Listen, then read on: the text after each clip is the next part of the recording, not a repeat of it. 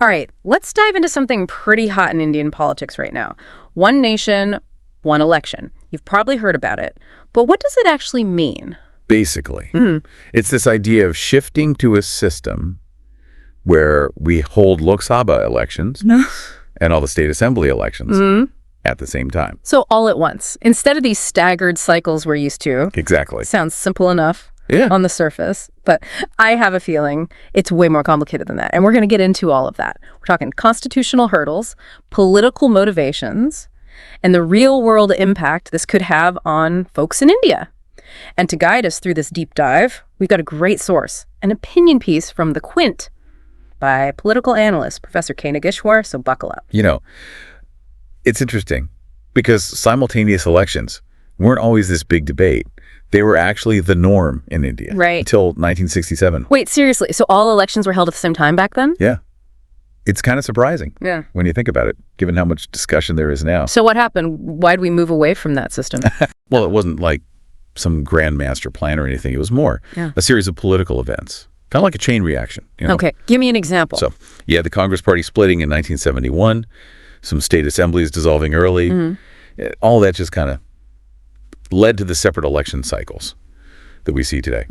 That's interesting. So it wasn't a deliberate shift. It was more circumstance. Yeah, kind of a political accident in a way. That makes you think, if things changed once because of political drama, could it happen again? It definitely makes you wonder. Especially since this whole one nation, one election idea isn't brand new, right? We've got reports here from the Election Commission in 83, the Law Commission in 99, even the NTI Aayog in 2017, all suggesting this idea. Yeah, it's been floating around for a while. So why is there all of a sudden this urgency now? That's the big question. And I think to really understand it, we need to look at what's going on in Indian politics right now. Yeah. The current landscape. Okay. The BJP's recent setbacks. Well, that's definitely part of it. They've had their first major electoral loss in a decade. Right.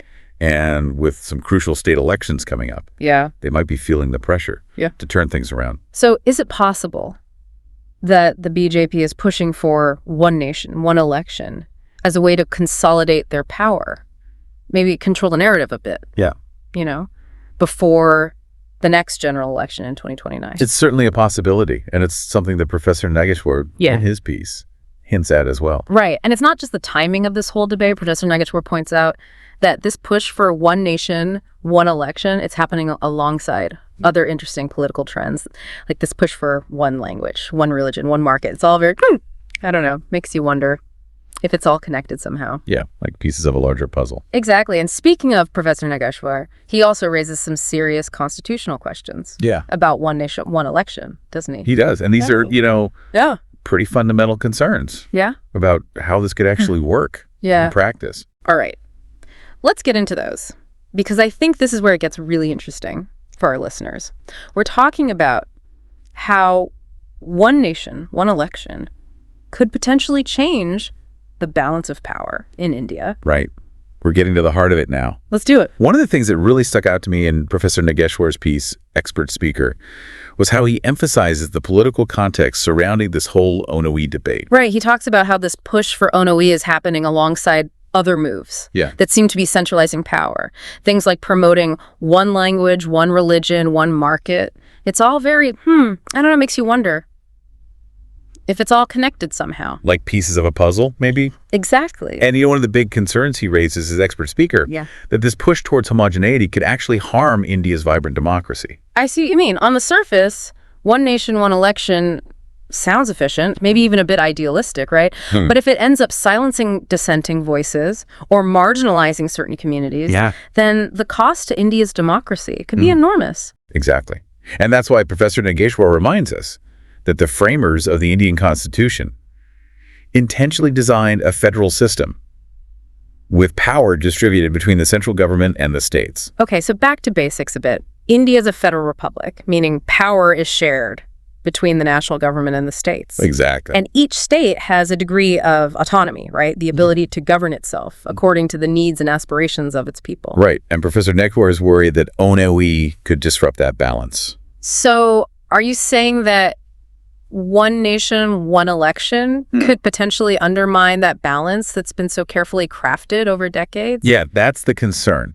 Imagine a scenario where a national party, maybe riding high on some big national issue, sweeps into power in the Lok Sabha, and India wins a bunch of state assemblies at the same time. Okay, I'm following you. What happens to the people in those states who might not agree with that party's stance on state-specific issues?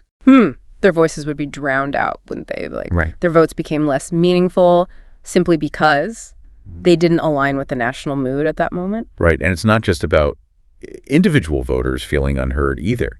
Professor Nageshwar argues that ONOE could also have a negative impact on the whole political landscape, specifically for regional parties.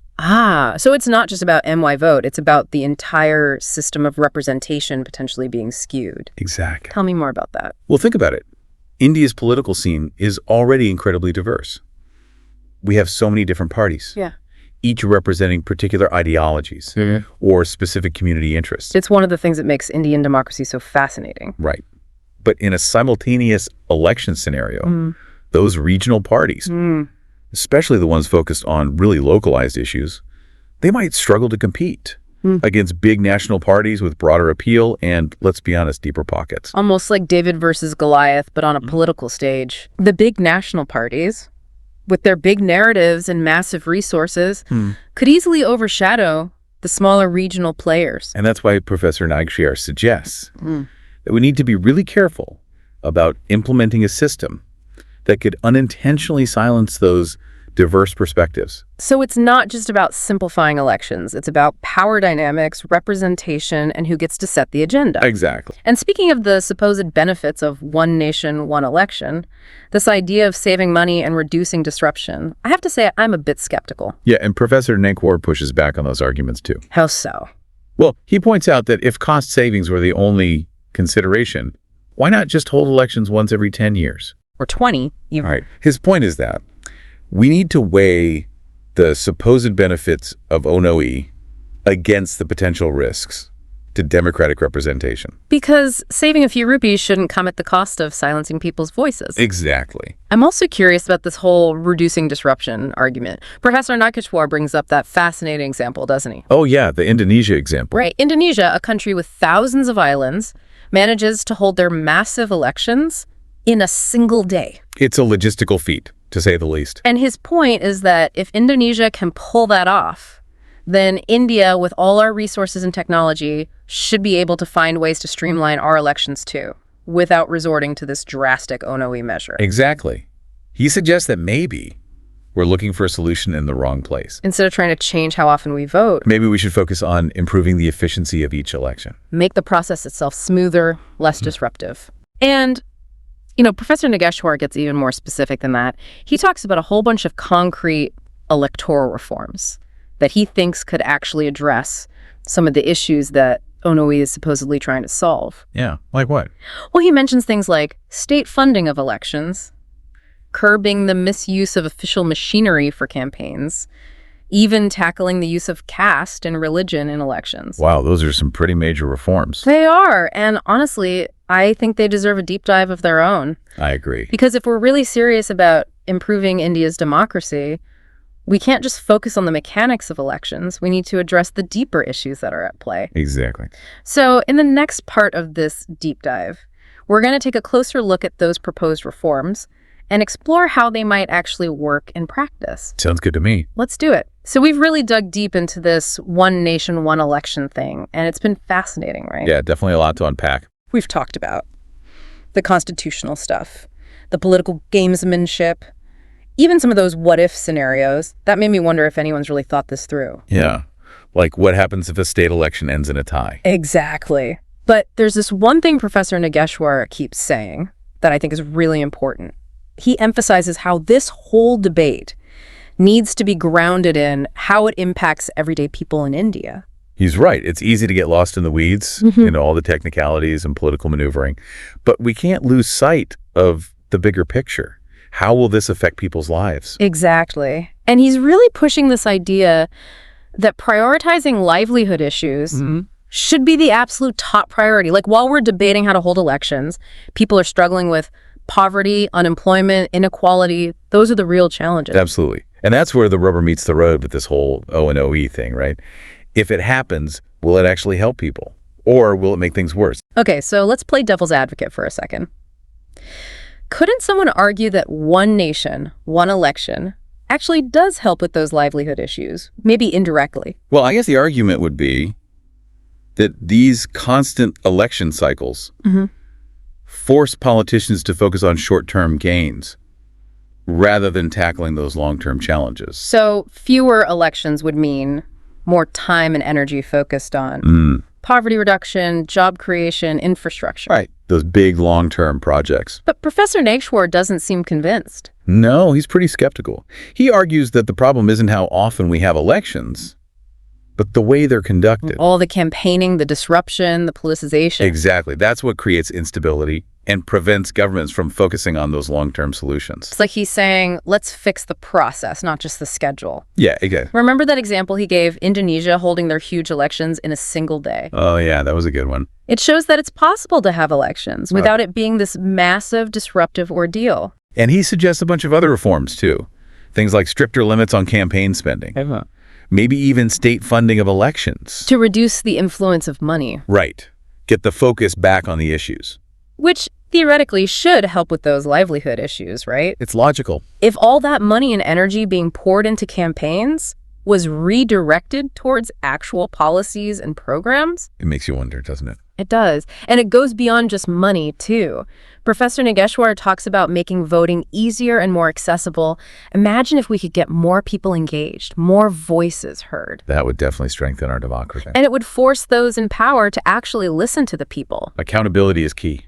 Exactly. So I think what Professor Nageshwar is trying to say is don't get so caught up in this idea of one nation, one election that we forget about the real goal, which is building a better India for everyone. Yeah, he's urging us to be cautious, to think about the potential downsides before we make such drastic change. Because if ONOE weakens regional representation or distracts from those crucial livelihood issues, then what have we really achieved? It's a good question, and it's one that each of us needs to consider. We've covered a lot of ground today, but ultimately, the most important perspective is yours, the listeners. What resonates with you? What questions does this raise for you about the future of India's democracy? Keep those questions in mind, because this is a conversation that affects us all. It really does. Thanks for joining us on this deep dive, and be sure to check out Professor Nageshwar's article for yourself. We'll link to it in the show notes. Until next time, keep thinking critically and stay engaged.